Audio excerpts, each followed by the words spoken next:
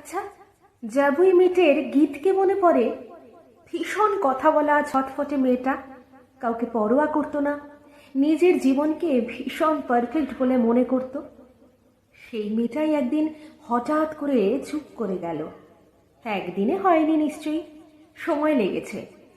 সবার মধ্যেই একটা গীত আছে, একটা সময় নিজেকে গুছিয়ে উঠতে সময় লাগে, কিন্তু একবার যখন পারে সবটা সামলে নিয়েছে একা হাতে।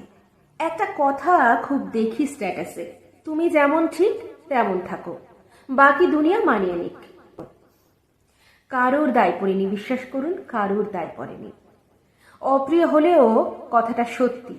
আমরাও বোধহয় সবসময় সবাইকে সেই মানুষটা যেমন ঠিক তেমন করে মেনে নিতে পারিনি। খুব জেদি মানুষটার উপর বিরক্ত হয়েছি, বারবার অভিমান করা বন্ধুটাকে দূরে সরিয়ে দিয়েছি। মুড সুইং করা পরিবারের একটা মানুষকে ভীষণ বিরক্তিকর আখ্যা দিয়ে ওর হাত থেকে মুক্তি পেতে চেয়েছি।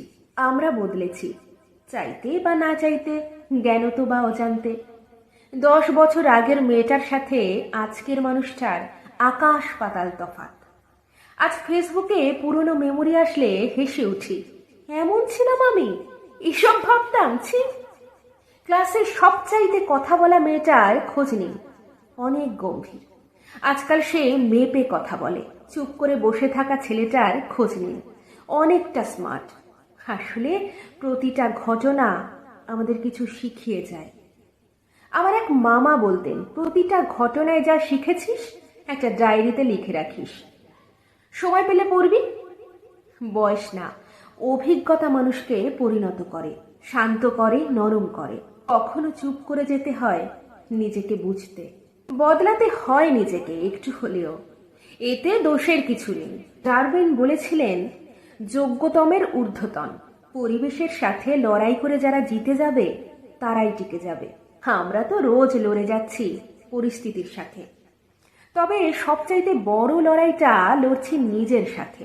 নিজের উপর বিশ্বাস উঠেছে, নিজেকে বকেছি, বোঝাচ্ছি, রাগ করেছি, ভয় পাচ্ছি, নিজেকে বদলাচ্ছি, আবার বিশ্বাস করছি, কিন্তু পিছিয়ে আসছি না। দাঁতে দাঁত চেপে লড়ে যাচ্ছি। কখনো আয়নার সামনে পিঠ চাপড়ে বলছি না, তুই পেরেছিস। কনস্ট্যান্ট বলে জীবনে কিছু হয় না, সবটা বদলায় একে একে। বদলটা খুব স্বাভাবিক। শোনো, অভ্যাস বলে কিছু হয় না পৃথিবীতে, বদলে যাওয়াই বেঁচে থাকা।